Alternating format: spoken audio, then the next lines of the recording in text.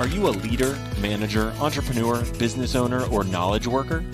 Are you leading people or wondering how to be a better leader in your own life and work? If you are, then you can be experimenting better.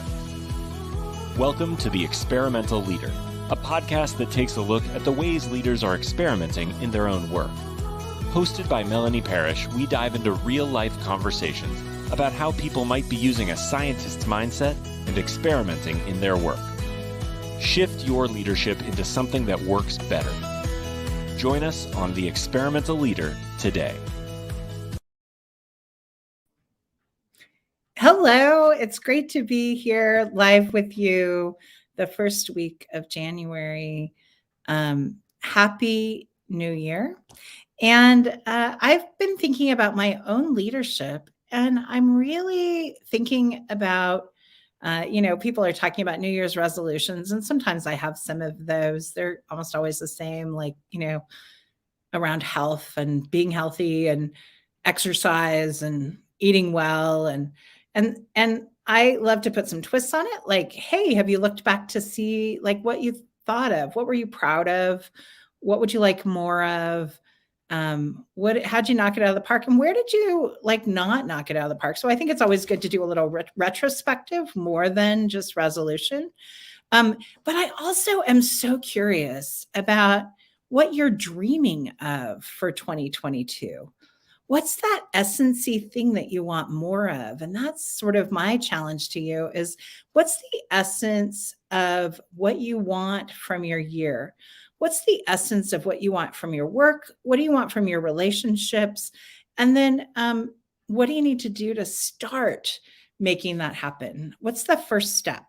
And whatever that first step is, I challenge you to make that step in the week after you hear this podcast. And it doesn't matter if it's the middle of the year or anytime, just start toward the thing that you're dreaming up in your life. I'm super excited about 2022, and I hope you are too. I know that it will have challenges because it every year does.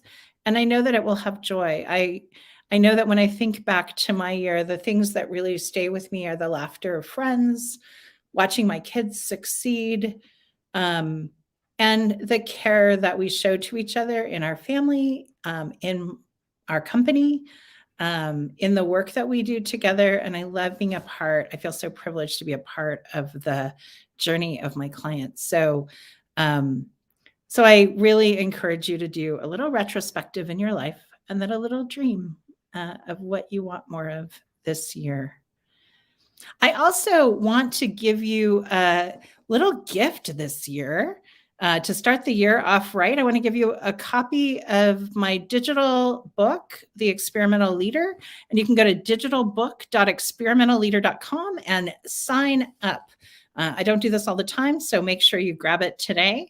And I hope you will enjoy it. And I am super excited about our guest today. Today, I want to welcome psychologist, author, executive coach, speaker, and CEO and founder of Live in Their World, Dr. Robin Rosenberg. Her company, in part, uses virtual reality to address issues of bias and to upskill employees. I am so excited to get to talk to Robin today. Welcome to the show, Robin. Thanks so much for having me, and Happy New Year. I'm very excited to be here.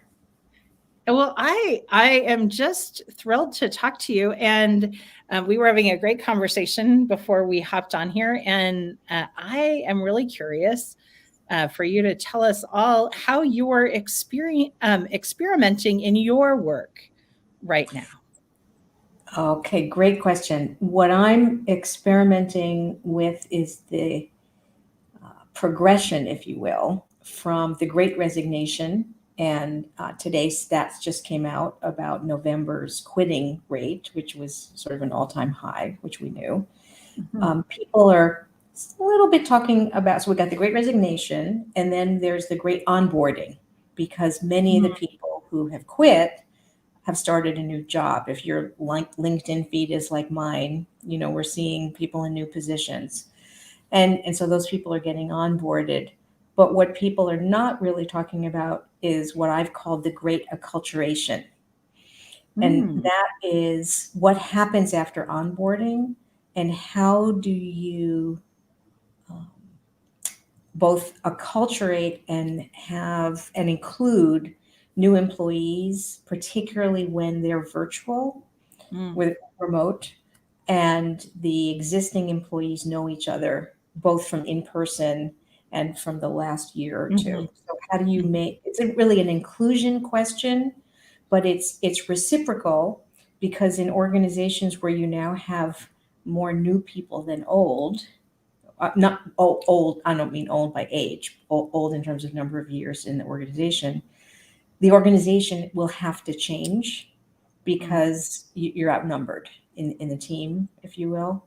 So I'm interested in experimenting, if you will, and thinking a lot about acculturation issues.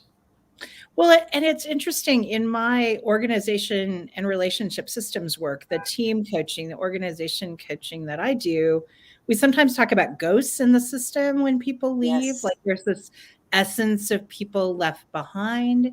And then when we talk about onboarding, I'm really conscious of like that dream that I talked about earlier. Like that dream is really alive for both the employer and the employee. They each have a dream when they decide to come together. And so I think it's really important to, really try to clarify and solidify those dreams at that stage. And then in that acculturation piece, I don't know if I've heard that word before, but I love that word, that after you've onboarded, it's like you're melding. There's a merging of every culture changes when a new person comes. The system changes to incorporate them. Which people don't necessarily appreciate that happens. They may not. Yeah, they have feelings about that.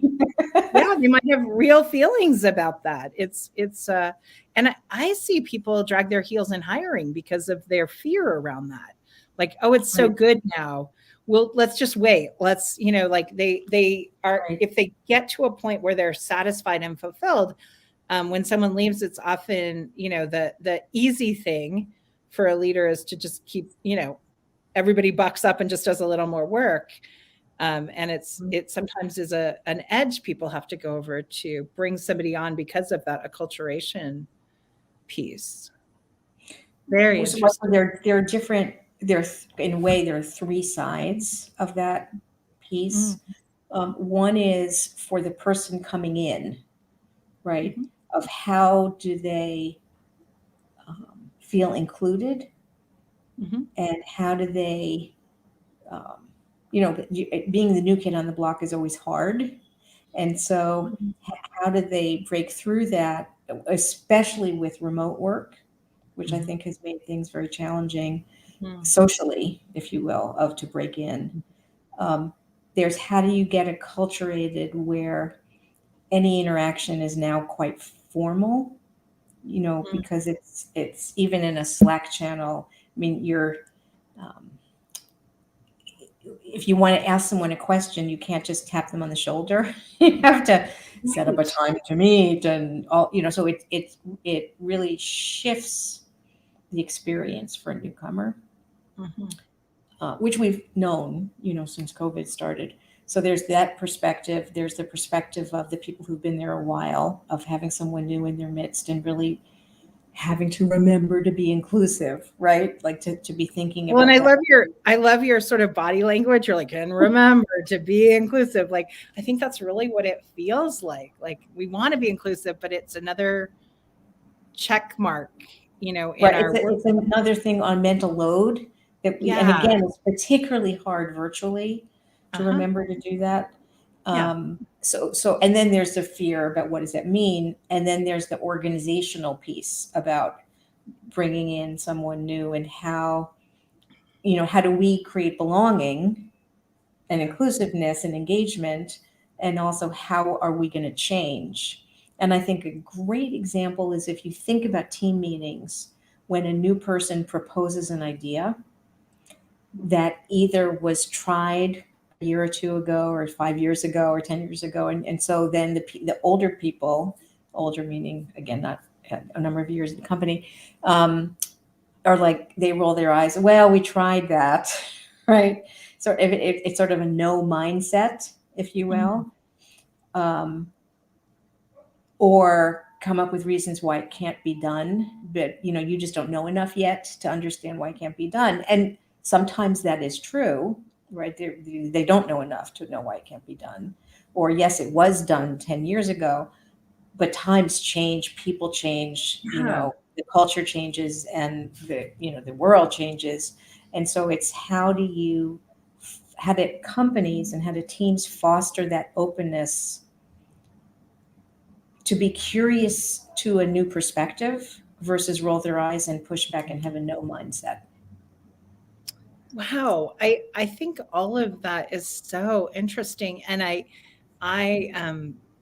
know I've blogged about it in my past. I don't know where I would even point someone to for it because it's a long time ago. But that idea that you always want to ask your newest person to walk around the building and tell you what they see, or to give that feedback in the company about what do they see, where are the opportunities, because they have that fresh outside perspective. They're coming in almost as a new, like how a new client might see you also. Right. And it's such a fresh perspective. But I think I know that thing where it's like you say it and people are like, yeah, we did that.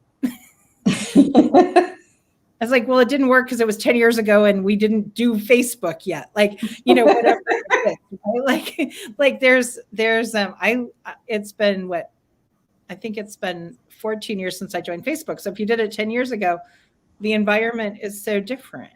Right. It's because of marketing has changed completely in that 14 years.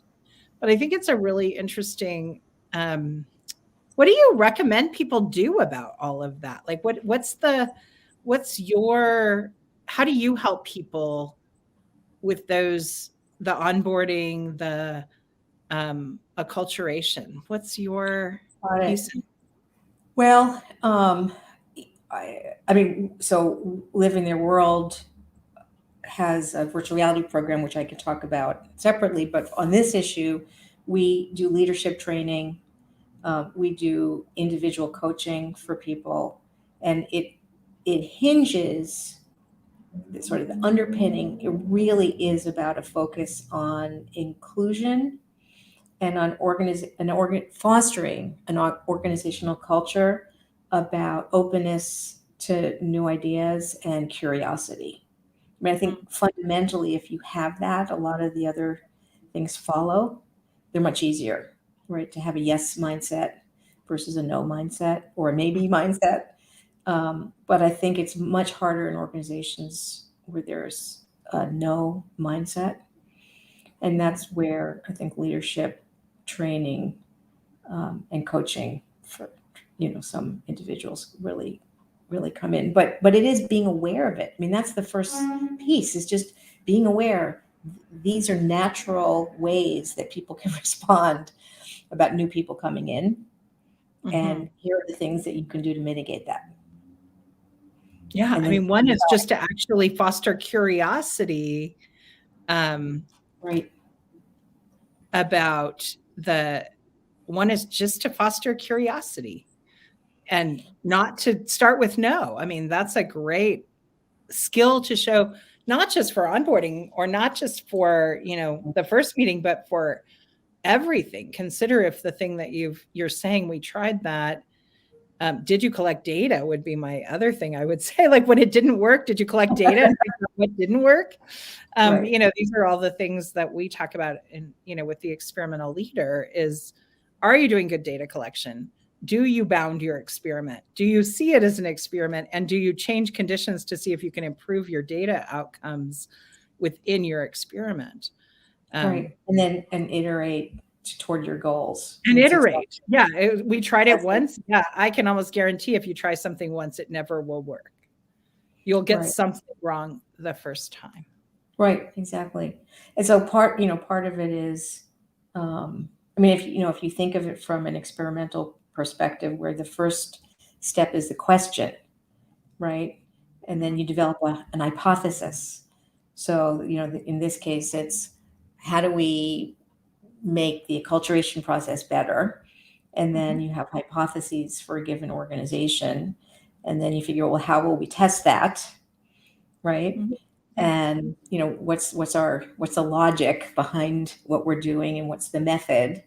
And then you collect the data and you do the analysis and you learn from that. And then you iterate for the next experiment. Well, and one thing I'm fascinated by is the fact that people are onboarding so many people actually gives them that iteration. I hadn't thought about that until we're just talking, but you get more iteration with onboarding than you usually do. I see it with my clients because I bring on very few one-on-one clients in a year, maybe one or two. So if we have something broken in our system, we kind of just muscle through. We don't fix anything. We actually this year really changed our onboarding process for new clients. But if you don't bring on employees very often, you don't iterate. It's a one-off every single time. So this, the Great Resignation and the Great Onboarding give you the opportunity to actually ponder your processes and practice your iteration and collect data in a way that you don't usually have. So that's kind of actually only if people are open and curious, yeah, and willing to change. Yeah, that's right. I mean, that's this is how we do things here, which, and that's an okay stance for certain objectives, right? It depends again on what your objectives are, but if organizations, this is how we do things here, it doesn't actually, there is no point in collecting data because it's not going to change what we do, versus can we do this better, and then defining what better means, right? Because that's the other piece, is what is our goal? What is better? Is it self-report? Is it, ease of problems after onboarding? How do you want to measure that? What does better mean? Cool. Well, I'd love to know more. I want to know about live in their world and virtual reality, and what do you do with that? Sure. So,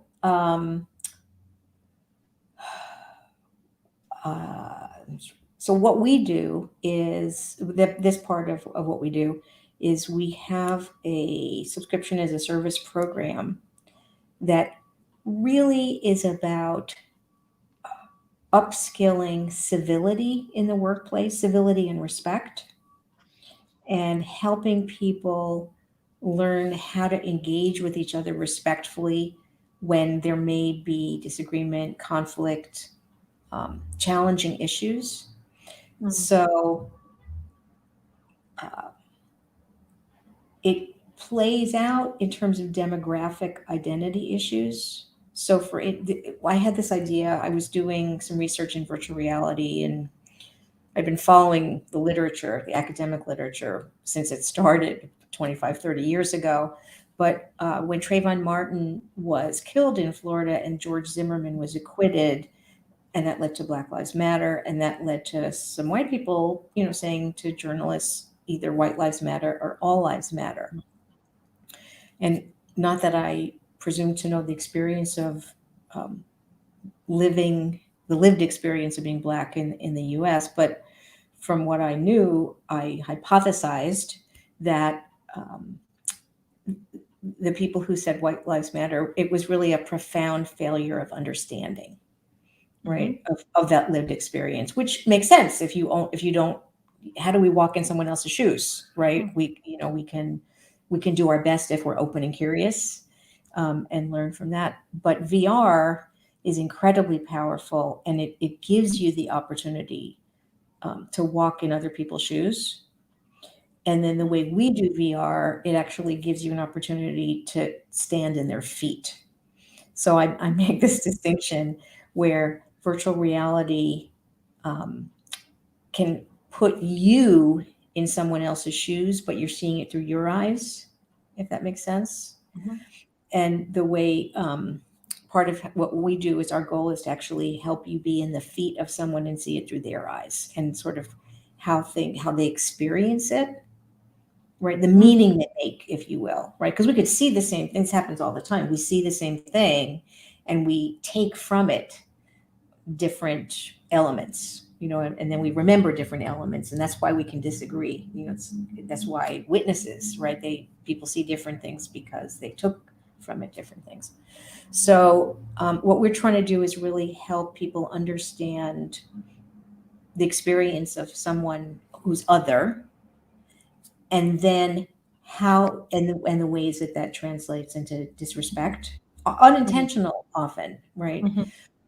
But then none of us is ever going to get it all right. So how do we have conversations about this? Mm-hmm. We know that incivility in the workplace of any kind is incredibly costly for organizations, from productivity, financially, legal cases, attrition. Especially when you have there's kind of known offenders of people who are jerks. Some are intentional, like a toxic employee, and some are, it doesn't appear to be intentional. They're just unaware. Mm-hmm. And then some people are trying, but they're actually trying the wrong way. And so how do you address these issues in a way that upskills everybody to say, hey, remember this thing that happened yesterday? I just want to let you know this is how it landed on me, or even to say, hey, that thing yesterday, what were you trying to say? Because I don't think I heard it the way you meant it. Mm-hmm. Right. So just this is my psychology background coming in here, that it's just really helping upskill people to have more civil workplaces, which leads to all kinds of good things. I mean, we know civil teams, respectful teams, outperform on all these kinds of dimensions other teams. So that's our program. Wow. Well, I think that's just fascinating. And I'm like deeply curious, but I'm not even sure the right questions to ask. But I would love to learn more. Can we put some information about how people can find you in our show notes so that people could find out more about Sure. you and the virtual reality and all of the things? The best thing is to go to our website, liveintheirworld.com. We have a ton of information. I've written about it. We have little samples. And then I should tell you and your viewers, because of COVID, we had to find ways to give people a VR experience from home without an Oculus headset, because that was originally designed for that. So one is what's called a mobile VR headset, where you just put your phone in. These are upgraded versions of Google Cardboard, really inexpensive. People can just, order these and have it at home. Or what's called immersive video, where you actually don't need any equipment and you just do it on your computer. It's like a YouTube 360 video. So VR has really moved beyond an Oculus headset, despite what Mark Zuckerberg would like us to. What some people want you to believe. Right. There's other paths. Well, this has just been a joy to talk with you. I really have appreciated getting to have this conversation with you. Thank you so much for being on the show today. It's been a pleasure. Thank you for having me, and I look forward to hearing more. Oh, that's great. It's great that you've been here. Thank you. Well, it was just fascinating getting to talk with Dr. Robin Rosenberg. And I loved all of the talk about onboarding and how you think about the way that you approach conversations from a leadership perspective, and also how you seed conversations for the people on teams who are welcoming new team members. How you invite them to be curious, how you invite them to have today be a new day, to think about the feedback loops that they're setting up with people. And there's a whole chapter in my book about feedback loops. You might really enjoy that. So I really encourage you, if you're bringing new people onto your team, think about what your dream is for them. Think about how you best foster that dream and how you create a new day for them and for you as you welcome new team members in this great onboarding that's happening in North America right now. And I wish you all the best. And I hope you'll download a copy of my book, digitalbook.experimentalleader.com, and go experiment. Thank you for joining us on another episode of The Experimental Leader. We hope you have found value in today's episode because we're dedicated to helping you become the experimental leader you want to be. To access the show notes or learn more about working with Melanie, visit melanieparish.com. Go experiment.